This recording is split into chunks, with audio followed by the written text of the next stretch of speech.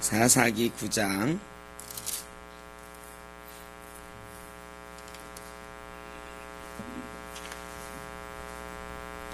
구약성경 375쪽 사사기 9장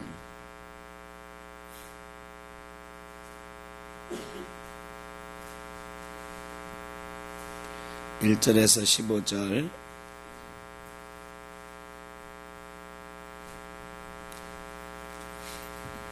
한 절씩 교독하겠습니다.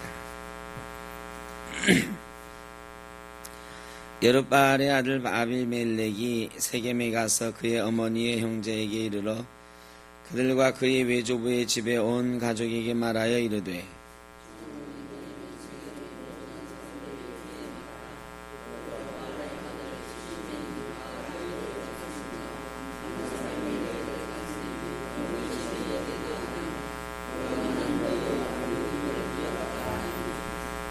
그의 어머니의 형제들이 그를 위하여 이 모든 말을 세겜의 모든 사람들의 귀에 말하매 그들의 마음이 아비멜렉에게로 기울어서 이르기를 그는 우리 형제라 하고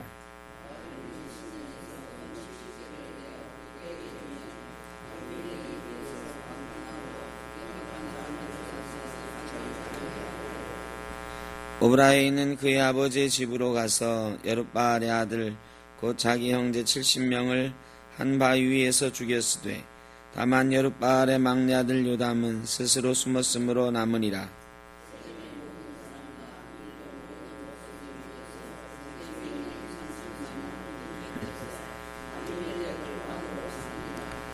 사람들이 요담에게 그 일을 알림해 요담이 그리심산 꼭대기로 가서 서서 그의 목소리를 높여 그들에게 외쳐 이르되 세겜 사람들아 내 말을 들으라.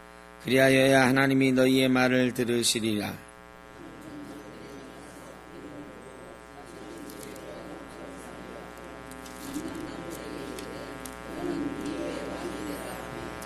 감람나무가 그들에게 이르되 내게 있는 나의 기름은 하나님과 사람을 영화롭게 하나니 내가 어찌 그것을 버리고 가서 나무들 위에 우쭐대리오 한지라.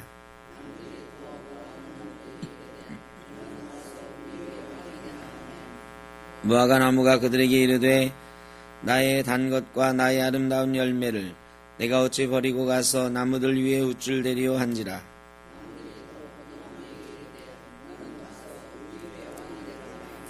포도나무가 그들에게 이르되 하나님과 사람을 기쁘게 하는 내 포도주를 내가 어찌 버리고 가서 나무들 위에 우쭐대리오 한지라.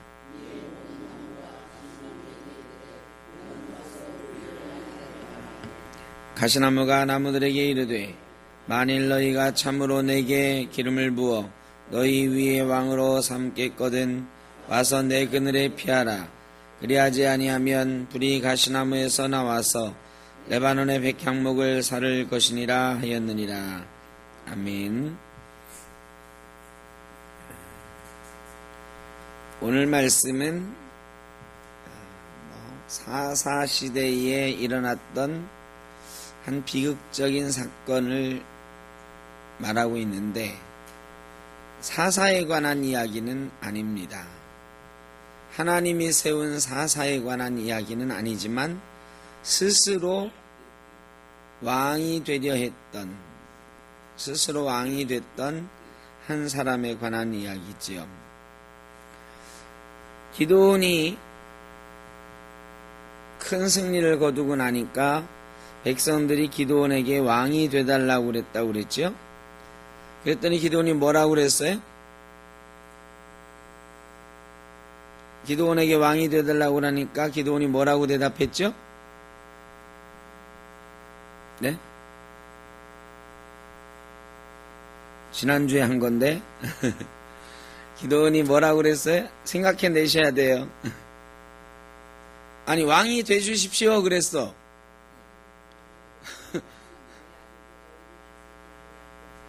아이 노광수 권사님 하여간 빨라. 지난주 거 찾아가지고 읽는 거는 소용이 없고 기억해내셔야 된다 그랬더니 찾아서 얼른 읽으시네 또. 기억을 해야 된다. 왜 기억해야 되냐면 오늘 이야기를 하려면 그걸 기억하고 시작을 해야 돼요. 자, 기드온에게 왕이 되달라고 그랬다. 그랬으면은 기드온이 대답을 했단 말이지. 뭐라고 대답했어요? 나는 왕이 안 되겠다. 또 하나는 내 아들들도 안 하겠다. 이게 그렇게 어려운 거 아니잖아요. 그러니까 쉽게 생각하셔야 돼요. 왕이 되달라고 부탁하니까 뭐라고 했느냐? 왕이 되겠다 했다, 안 되겠다. 둘 중에 하나 찍는 거 내 그렇게 어려워요. 안 되겠다. 그래서 안 되겠다. 그리고 하나 덧붙였어요. 나도 안 하고 내 아들도 안 하겠다. 이유는 하나님이 다스려야 된다. 자, 이걸 기억해야 된다는 거죠. 기드온은 분명히 알았단 말이죠. 사사시대는 우리가 착각을 하는 거예요. 왕이 없는 시대가 아니고 사사시대는 다스리는 사람이 없는, 왕이 없는 시대, 이렇게 생각을 우리가 많이 하거든요. 사사시대에는 왕이 없었으므로 백성들이 자기의 소견에 옳은 대로 행하였다. 이 사사기 마지막에 나오는 이 말씀이 우리 뇌리에 꽉 박혀가지고 사사시대 그러면 왕이 없는 시대, 사사시대 이후에는 왕이 있는 시대. 그러면 사사시대는 왕국이 세워지기 전에 조금 불안정한 시대, 사사시대 이후에는 사울과 다윗 왕 같은 왕이 세워져서 이스라엘이 좀 튼튼해져 가는 시대, 이렇게 보통 생각하잖아요. 자, 여러분 한번 생각해 보세요. 사사시대가 더 좋은 시대입니까? 다윗왕 시대가 더 좋은 시대입니까? 왜 더 좋은 시대죠? 네. 이제 좀 얘기가 통하는 거죠, 우리가. 사사시대는 왕이 없는 시대가 아니라 하나님이 다스리는 시대예요. 하나님이 다스리는 시대. 기드온이 그 답을 하고 있는 거야. 지금 우리가 왕이 없어서 이렇게 불안하다. 이러니까 기드온이 뭐라고 했냐. 그러니까 당신이 왕이 되달라 그러니까 기드온이 나와 내 아들들은 왕이 되지 않을 것이다. 왜? 하나님이 다스려야 되니까. 그러니까 사사시대는 그러니까 모세와 여호수아 같은 위대한 지도자 이후에 하나님이 왜 지도자를 안 세우셨을까요? 이제는 하나님이 다스리겠다 하는 거예요. 그래 보세요. 모세를 세우셨어. 출애굽시키셨어. 출애굽시키시고 이스라엘 백성들에게 뭘 알려주셨죠? 출애굽시키고 나서 이스라엘 백성들에게 가르쳐 주신 게 뭐예요? 법을 가르쳐 줬어요. 율법. 하나님의 백성이 지켜야 되는 법을 가르쳐 주셨어요. 그 다음에 또 뭘 가르쳐 주셨어요? 출애굽기에 있는 거 생각을 해보세요. 출애굽기에 맨 처음에 출애굽한 이후에 십계명을 비롯한 율법을 가르쳐 주셨고, 그 다음에 또 뭘 가르쳐 주셨냐면 예배당 짓는 법 가르쳐 주셨어요. 성막을 가르쳐 주셨고, 그 다음에 레위기에서 제사하는 법, 예배하는 법을 가르쳐 주셨어요. 그리고 나서 민수기에서 사람을 세고 출발시키셨어. 자, 출발했어요. 홍해를 건너서 멈췄어. 멈췄다가 뭘 가르쳐 주시고 다시 출발했어. 이 말은 요거 가르쳐 준 걸로 이제 너희가 출발해서 가나안 땅에 가서 어떻게 하라? 살아라. 그럼 요거 가르쳐 준 게 뭐냐? 이게 출애굽기 레위기에 있는 거예요.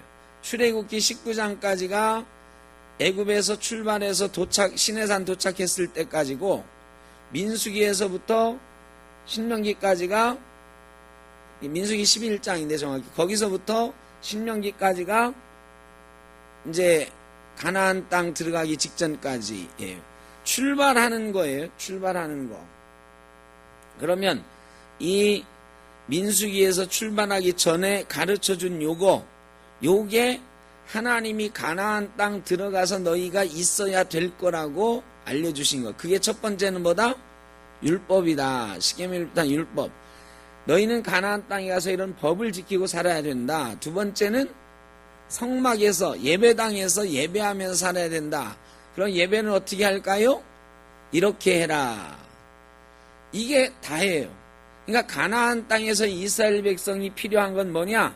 하나님이 지키라고 한 법과 하나님께 예배하는 것, 이 두 가지만 있으면 가나안 땅에서 이스라엘 사람들이 살 수 있는 거예요. 다른 건 필요가 없어. 하나님이 가나안 땅에서 이스라엘 백성이 살아가는데 필요한 거 주신 거는 법과 예배 이 두 개다. 그거만 있으면 돼. 그 다음에 여호수아를 세워가지고 가나안 정복전쟁을 하게 하셨어요. 자, 여호수아가 죽고 난 다음에 지도자를 세웠어요? 안 세웠어요? 안 세웠어요. 모세와 여호수아 이후에 지도자를 세워줬으면 이스라엘 백성이 좀 더 수월했을 것 같은데 지도자를 안 세웠단 말이야. 지도자가 없어서 안 세웠을까요? 하나님은 아무라도 지도자 되게 하시고 세우실 수가 있었을 거란 말이죠. 또 하나님이 모세처럼 여호수아처럼 만드셨을 거예요. 그런데 세우지 않으셨어. 세우지 않으신 이유는 법과 예배만 너희가 잘 드리면 너희는 뭐가 될 것이다? 내 백성이 될 것이다. 그랬어요. 출애굽기 19장 5절에서 6절에 그랬어요. 너희가 내 백성이 되고 나는 너희의 하나님이 될 것이다. 그러니까 너희가 이 계명을 잘 지키면 너희는 내 백성이 되고 너희가 이 예배를 잘 드리면 너희는 내 백성이 되고 하나님의 백성이 되는 거예요. 그러면 하나님은 나는 너희의 하나님이 될 것이다. 나는 너희를 다스리고 보호하는 하나님이 될 것이다. 이렇게 약속하신 거예요. 그러니까 이스라엘 백성은 하나님 율법을 잘 지키고 하나님께 예배만 잘하면 되는 거였어요. 그러면 이스라엘 백성이 거기서 잘 살았을까요? 못 살았을까요? 가나안 땅에서 잘 살았을 거예요. 하나님 백성으로 하나님 나라를 이루면서 잘 살았어요. 왕이 필요해 안 해요? 필요 안 해. 그런데 이스라엘 백성이 자 하나님의 법을 잘 지키고 하나님께 예배를 잘하고 이거 딱 두 가지인데 했습니까? 못했습니까? 못했어요. 여호수아가 죽고 나서부터 계속 범죄하기 시작했어요. 범죄의 내용은 뭐냐? 율법을 지키지 않은 거는 둘째치고 하나님께 예배하지 않고 우상을 섬겼다. 율법도 지키지 않고 우상을 섬기는 이 사람들을 깨우치기 위해서 뭘 주신 거예요? 벌을 주시는데 이방인들을 통해서 지배당하게 한 거예요. 미디안을 통해서 블레셋을 통해서 지배당하게 한 거예요. 자, 이 전쟁에서 그 종살이하고 져서 종살이하고 정복당하는 이게 누구 때문에 온 거예요? 그들의 죄 때문에 온 거예요.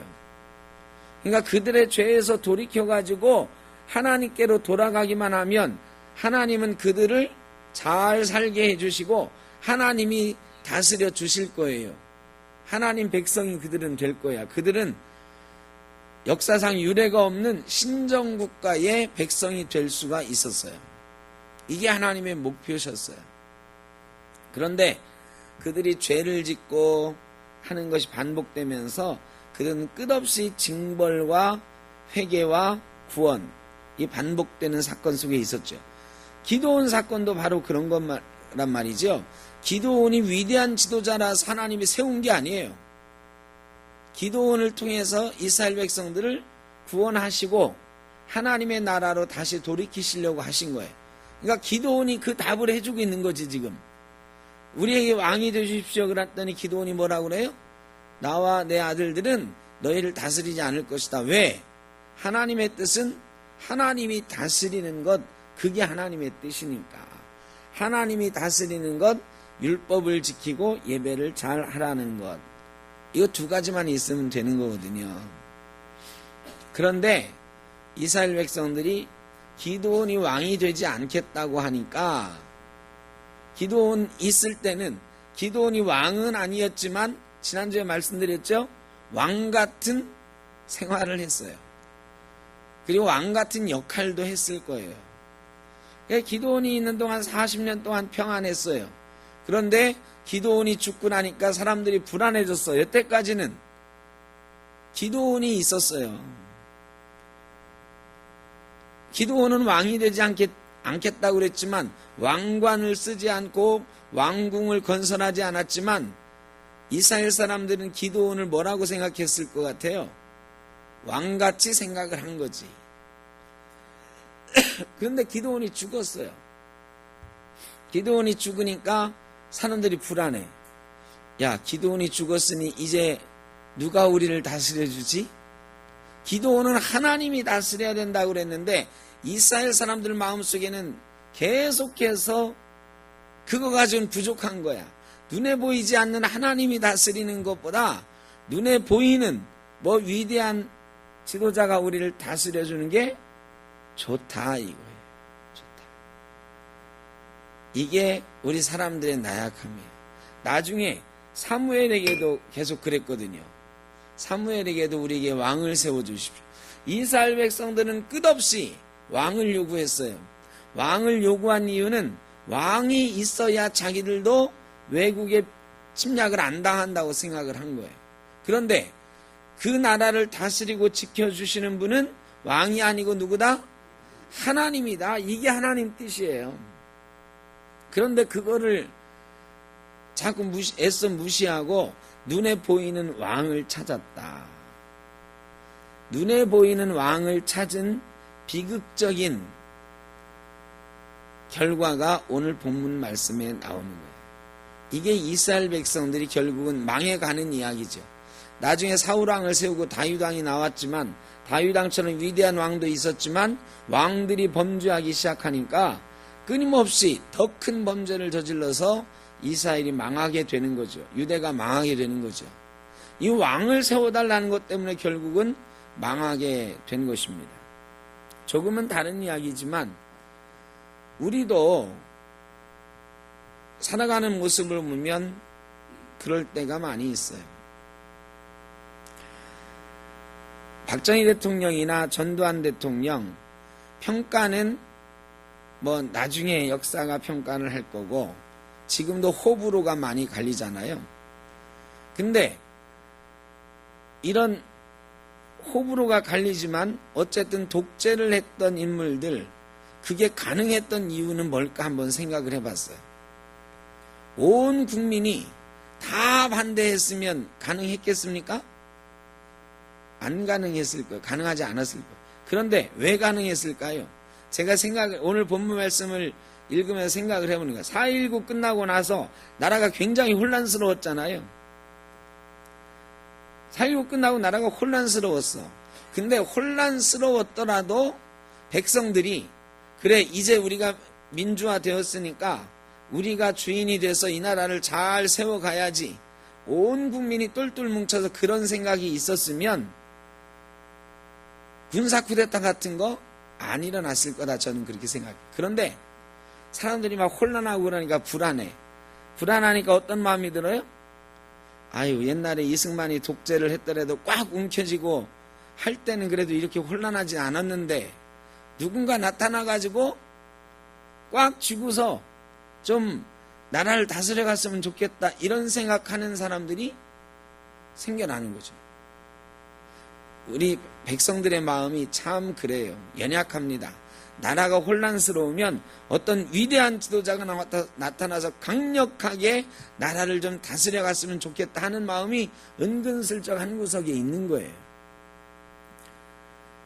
전두환 대통령 할 때 우리 제 연대 신학과 다닐 때 토론회가 있었어요. 근데 어떤 친구가 그러더라고. 깜짝 놀랐어요. 야, 대학생 중에도 그것도 연대 신학과에 들어올 정도의 학생이 저런 얘기를 하나 싶은 사람이 하나 있었어요. 제 친구인데 그 친구가 일어나더니 그러더라고. 나는 우리나라는 군인이 다스려야 된다고 생각한다. 우리나라는 풀어주면은 다 지멋대로 해가지고 박정희 전두환 같은 강력한 이 힘을 가진 사람이 우리나라는 다스려야 이놈의 백성들이 말을 들어먹는다. 이런 얘기를 하더라고요. 제가 깜짝 놀랐어요. 근데 몇십 년 지난 다음에 지금 생각해 보니까 많은 사람들이 의외로 그런 생각을 하고 있었던 것 아닌가.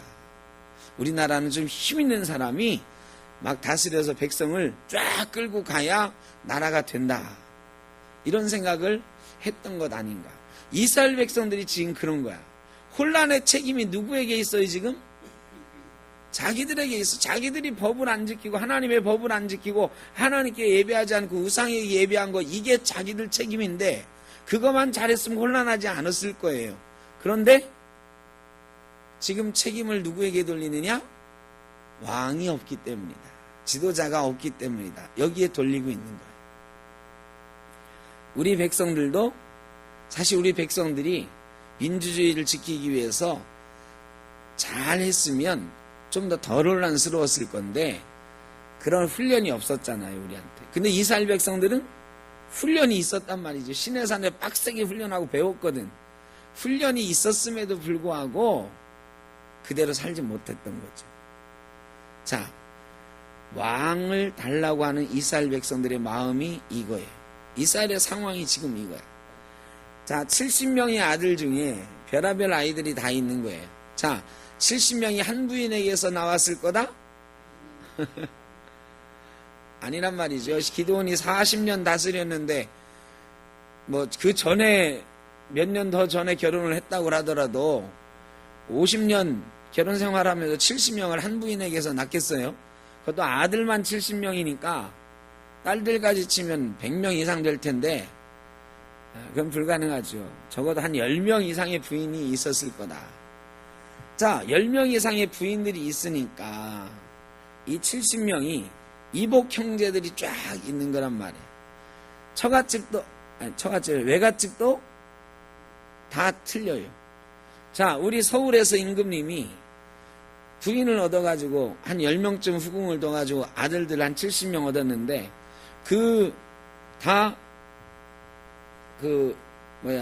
임금님의 처갓집, 그 아들들의 외갓집이 다 다른 거죠. 어떤 사람은 경상도, 어떤 사람은 전라도, 경기도, 충청도 막 이렇게 되는 거란 말이에요. 요즘으로 치면 출신 학교도 다 다르죠. 출신 학교도 달라요. 지역이 달라요. 오늘요 지역에 관한 얘기 하나. 그 중에 아비멜렉이라는 애가 있었는데 얘의 처갓집이라는 자꾸 외갓집은 얘 어머니의 집은 어디냐면 세겜이에요. 세겜. 아비멜렉이 아버지가 죽었어요. 백성들 마음을 잘 아는 거야. 백성들이 지금 뭐를 원해요? 누군가 기드온을 대신해 줄 사람을 필요로 하는 거를 딱 잡고 세겜 땅에 갔어요. 세겜 땅에 가서 내가 누구 아들입니다 하는 거야. 기드온 아들이라는 건 다 알아. 그런데 내가 기드온 아들인데 저희 엄마가 누굽니다? 요 세겜 땅에 누구 집에 딸 누구입니다 이러는 거야. 그러니까 기드온 아들 중에 우리 고장 사람이 있었네. 말하자면 왕자님 중에 우리 집안 출신이 있는 거야. 우리 사극에 보면 맨날 싸우잖아요. 후궁들끼리, 가문끼리. 세겜 가문에 왕자님이 계셨네 이거야. 말하자면 아비멜렉이 거기다가 기름을 붓는 거죠. 예, 제가 세겜 사람입니다. 우리 엄마가 여기 세겜 사람이에요. 대통령 선거할 때도 맨날 나는 어디 출신이요, 우리 부인은 또 어디요 막 그러셨잖아요. 우리 엄마가 여기입니다. 옛날 이스라엘 사람들도 똑같은 거야. 세겜 사람한테 가가지고 우리 엄마가 세겜 사람입니다. 그러니까 세겜 사람들이 혹 해가지고 기드온의 아들 중에 우리 세겜 사람이 있네? 여러분, 제가 하는 말 잘 좀 들어보십시오. 지금 사람들이 왕을 세우려고 하지 않습니까? 기드온, 우리 아버지가 돌아가셨는데 누군가 기드온 뒤를 이어서 우리를 다스려야 되는데 여러분 누가 다스리면 좋겠습니까? 70명이 다 출신들이 다르고 엄마가 달라가지고 서로 아마 눈치 싸움을 지금 하고 있는데 여러분 그 70명이 다 나서가지고 다스린다고 하면 우리 차지가 뭐가 있겠습니까? 여러분 세겜 사람인 제가 기드온의 후계자가 되는 게 어떻겠습니까? 이거 꼭 우리 사극 보는 거랑 똑같아요. 그래 세겜 사람들이 들으니까 그렇거든요. 세겜 출신 사람이 왕이 되면 자기네들이 좋을 것 같거든. 아, 네 말이 옳다. 어떻게 해줄까? 저에게 정치자금을 좀 주십시오. 아비멜렉이 자금을 달라고 하네. 세겜 사람들이 정치자금을 이 아비멜렉에게 줘요. 근데 어디에 있는 걸 갖다 줘요? 바알 신전에 있는 걸 갖다가 바알 신에게 헌금했던 돈을 갖다가 이 아비멜렉에게 준다고. 이거 가지고 네 정치자금 해라. 아비멜렉이 그 돈을 가지고 뭘 했어요? 깡패들을 샀어요. 깡패들. 그 돈 가지고 깡패들을 사가지고 자기 형제들 70명을 다 모이라고 한 거야. 그리고 큰 바위에 모이라고 해놓고 바위 주변에 깡패들을 숨겨놨다가 어떻게 했어요? 그 70명을 다 죽여버린 거죠. 근데 그 중에 한 명만, 막내 아들 요담만 숨어서 살았다 그랬어. 어떻게 숨었는지 모르지만 낌새가 좀 이상하다고 누가 가지 말라고 했든지 뭐 숨겨놨겠죠. 나머지 아들들은 다 죽인 거죠. 그리고 아비멜렉이 왕이 됐어요. 세겜 사람들을 등에 업고 왕이 되었다. 이게 오늘 이야기의 시작이에요. 요담이라고 하는 이 막내 아들이 그리심산에 올라가서, 세겜 땅은 그리심산과 에발산 사이에 있는 큰 분지예요. 이 그리심산과 에발산 한 800m쯤 되는, 우리나라 북한산 정도 되는 그런 정도의 산이고, 이 세겜 땅은 북한산과 관악산 사이에 있는 서울 뭐 이 정도 되는 거죠. 물론 서울보다는 훨씬 작은 동네입니다. 그리심산에 올라가 가지고 세겜 사람들에게 소리치는 거예요. 그러면서 예화, 유명한 요담 예화를 하죠. 나무들이 모여가지고 왕을 뽑는데 감람나무에게 가서 왕 되달라고 그랬더니 뭐라고 그래요? 내 기름을 가지고 하나님을 영화롭게 하는 일이 있는데 내가 이 일을 왜 그만두고 왕이 되느냐? 포도나무에게, 무화과나무에게 갔더니 뭐라고 그래요? 무화과나무가 내 단 것으로 사람들을 먹이고 하나님을 영화롭게 하는데 왜 이걸 포기하느냐? 포도나무도 내 즙을 가지고 하는 역할이 있는데 이 귀한 역할을 내가 왜 포기하고 왕 같은 걸 하겠느냐? 이게 누구예요? 기드온과 나머지 70명의 아들들이 그랬다는 거예요. 아무도 왕되기를 원하지 않고 하나님이 다스리는 것, 하나님의 영광을 위해서 포기했던 일들이다. 그런데 아카시아, 가시나무가, 이제 나무들이 가시나무를 찾아갔어요. 가시나무가 그래? 조건이 하나 있다. 조건이 뭐예요? 내 그늘에 와라. 여러분, 그늘에 와라는 게 뭐죠? 단순히 그 그늘이 아니에요. 내 그늘로, 여러분, 아카시아 나무 아래로 다른 나무가 들어가면 어떻게 되죠? 다른 나무가 가시나무 그늘로 간다는 건 뭐냐? 가시나무 그늘로 다른 나무들이 가면 잘하지 못해요. 꼼짝달싹 못해. 가시에 찔려가지고 딱 엉겅퀴처럼 막 이렇게 얼기설기 엉켜버리는 가시나무가 반듯한가요, 여러분? 가시나무는 되게 꾸불꾸불하고 못생기고 막 그늘에 들어오려면은 이 가시나무가 막 얼기설기 엉키는 거예요. 그러면 다른 나무들은 꼼짝 못해. 그 가시에 찔려가지고. 그러니까 백성들에게 가시나무가 뭐라고 하는 거예요? 내 종이 되라 하는 것뿐만 아니라 이제부터 내가 너희를 이 가시로 속박하겠다. 내 말 안 들으면 다 죽는다. 이런 거지 말하자면. 아비멜렉이 바로 그런 독사 같은, 가시나무 같은 사람인데 너희가 그를 왕으로 세우느라고 다른 나무들을 다 죽였구나. 이제 너희가 가시나무 아래서 죽어버리는 다른 나무들처럼 그렇게 죽게 될 것이다. 가시에 찔려 죽게 될 것이다. 예언을 이 요담의 예언이 그 뒤에 이루어지는 과정이 오늘 9장 말씀 나머지 부분에 나와요. 어떻게 나오느냐? 자, 아비멜렉이 3년을 다스렸어요. 3년을 다스렸는데 아비멜렉이 잘 다스렸을까요? 못 다스렸을까요, 여러분? 여러분, 자기 형제 70명 죽이고 왕된 놈이 백성을 위해서 헌신적으로 왕 노릇을 했을까요?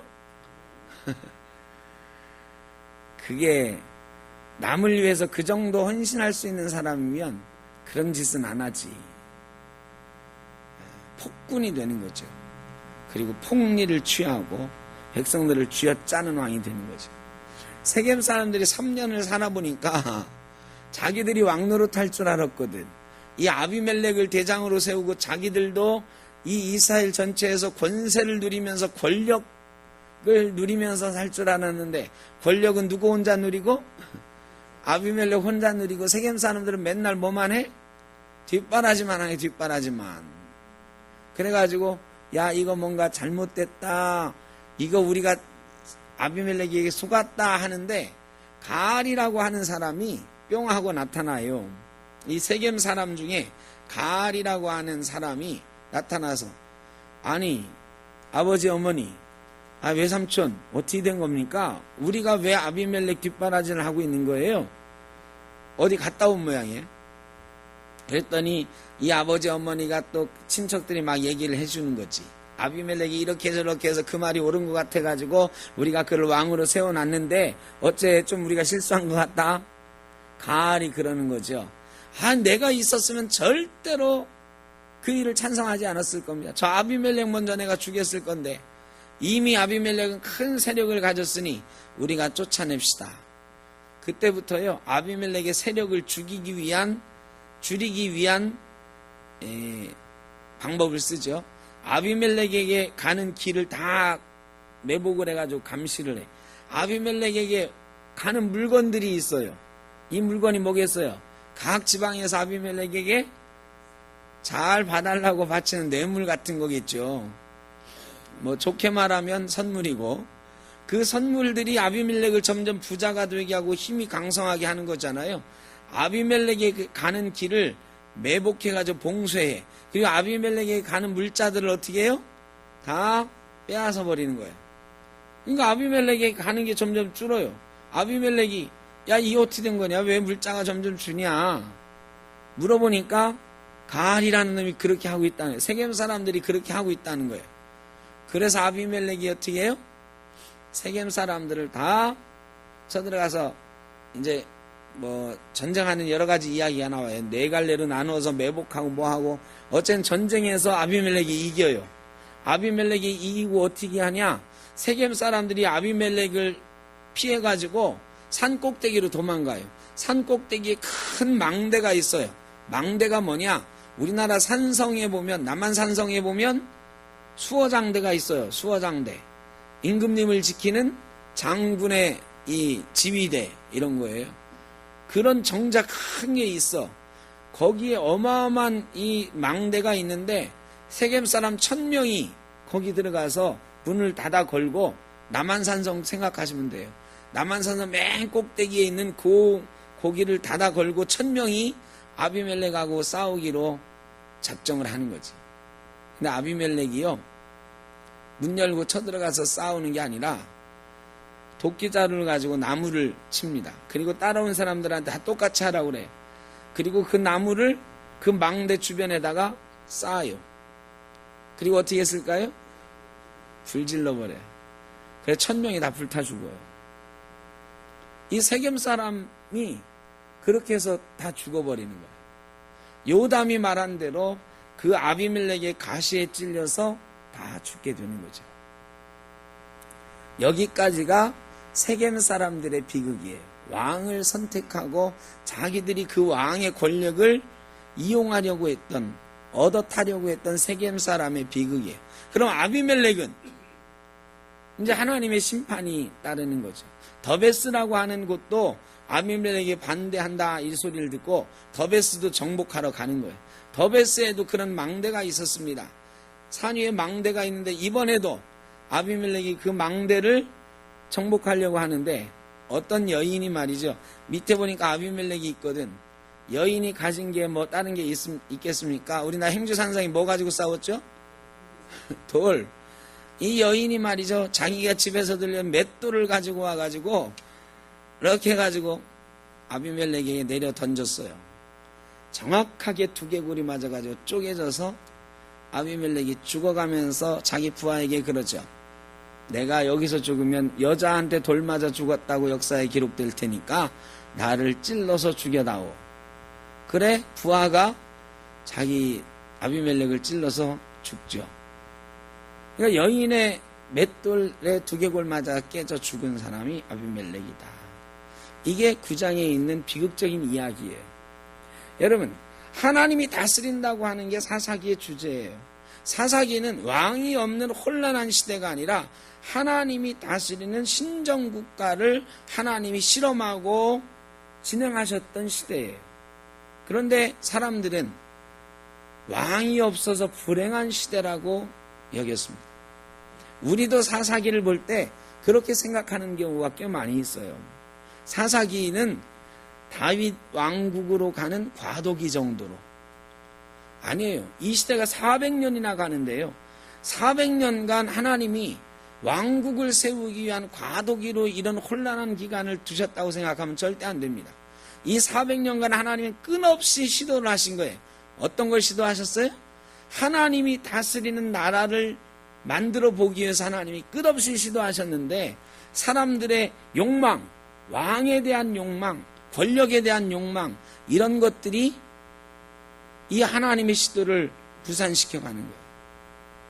뭐 하나님이 강제로라도 하실 수 있었겠지만 하나님이 강제로 안 하신다. 자유의지를 주셨다 그랬잖아요. 그래서 이 사사기 시대 내내 이런 갈등이 계속되는 거죠. 그러다가 사무엘 시대에 또 왕을 아예 본격적으로 세워달라고 하니까 사무엘이 섭섭해 하잖아요. 자기를 떠나려고 한다고. 그랬더니 하나님 뭐라고 하세요? 저들이 너를 버리는 게 아니고 나를 버리려고 하는 거다. 하나님이 그렇게 이스라엘의 왕 되고 싶어 하셨어요.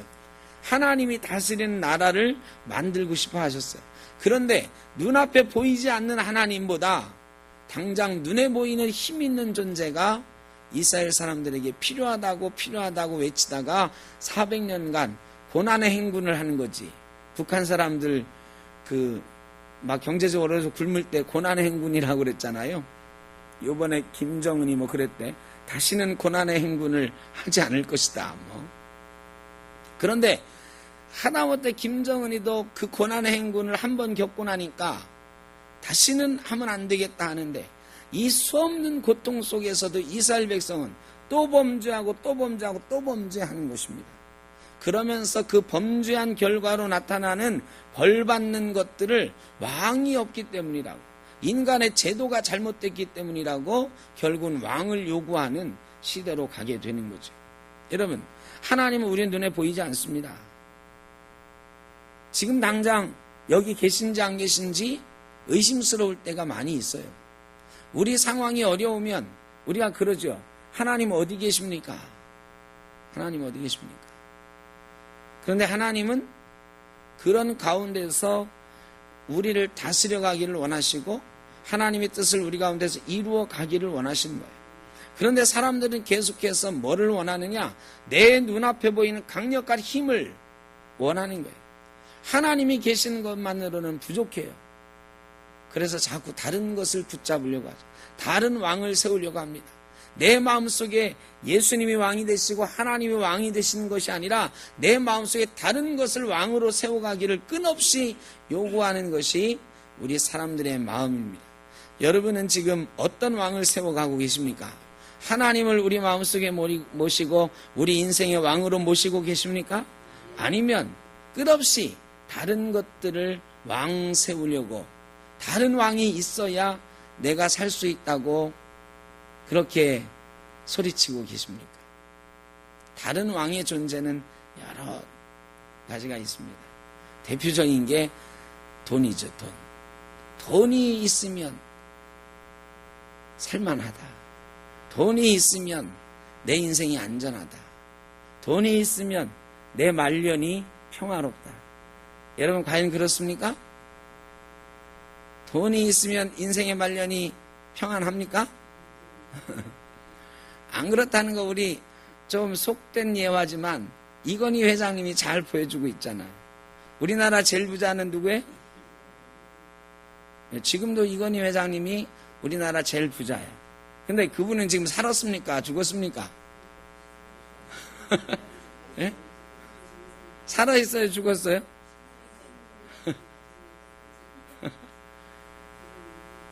이분은 사실은 돌아가신 거예요. 죽었는데 법적으로만 살아있는 거지. 그냥 생명 연장 장치만 달고 있는 건데 그것도 아무도 모릅니다. 삼성의료원에서 뭐 어떻게 하고 있는지 몰라요. 그런데 많은 사람들이 실제적으로는 우리도 뭐 대략 추측을 하죠. 식물인간, 뇌사 상태 뭐 이럴 건데 삼성에서 지금 2년 이상 그 상태로 두고 있잖아. 왜? 예? 아니 이건희 회장님이 가졌던 돈을 아들에게로 상속을 살아있는 동안에 다 이렇게 여러 가지 방법을 써서 해놔야 상속세를 좀 덜 내거든요. 근데 여기서 지금 상속을 다 안 했는데 덜컹 죽었다 해버리면 현재 이건희 회장의 재산의 30-40%를 상속세 내야 돼요. 이건희 회장님 재산이 12조 정도 돼요. 12조. 그러면 한 4조, 5조 정도의 상속세 내야 돼요. 근데 내겠습니까? 나중에 이제 돌아가시면 나오겠지만 상속세 몇천억 안 낼 거려. 이미 그런 작업을 좀 다 하고 있을 거예요. 아마. 모르죠. 또 삼성이 개과천선해가지고 한 4조 상속세 내겠다 할지. 그런데 그렇지 않다는 걸 우리가 봤잖아요. 이병철 회장 죽을 때 이건희 회장이 상속세 120억인가 내서 127억인가. 그러니까 여러분 이건희 회장님 말년이 행복한가요 지금? 돈이 있으면 말년이 행복할 것 같잖아요. 우리나라 제일 부자가 제가 보기에는 그렇게 불행해서 죽는 것도 마음대로 못해 지금. 정말 불행한 거죠 그게. 그 신체가 말이죠. 말은 못하고 정신은 없지만 2년 이상 기계에 의존해가지고 억지로 숨을 불어넣고 있는 상태인 이 상태가 그 신체가 얼마나 괴롭겠습니까? 그 영은 분명히 있을 텐데 그 영이 얼마나 괴롭겠어요. 여러분 돈이 있다고 절대로 우리의 인생이 평안한 것이 아닙니다. 권력이 있다고 평안한 것이 아닙니다. 명예가 있다고 평안한 것이 아닙니다. 하나님께서 우리의 왕 되실 때 우리를 다스리실 때에 우리가 하나님의 법 아래 있고 하나님께 예배하는 존재로 우리가 매일매일 살아갈 때에 우리는 하나님 주신 평화를 누리게 되는 줄로 믿습니다. 그게 사사기에서 400년 동안 하나님이 가르쳐주고 싶었던 건데 한 번도 성공하지 못하셨어요. 인간의 자유의지는 하나님 마음대로도 못하셔요. 안 하시지. 그래 내버려 두었더니 끊임없이 하나님이 권면하는데도 결국은 뭘 선택해요? 눈앞에 보이는 것을 원하는 거예요. 여러분 우리는 안 그렇다고 장담하면 안 됩니다.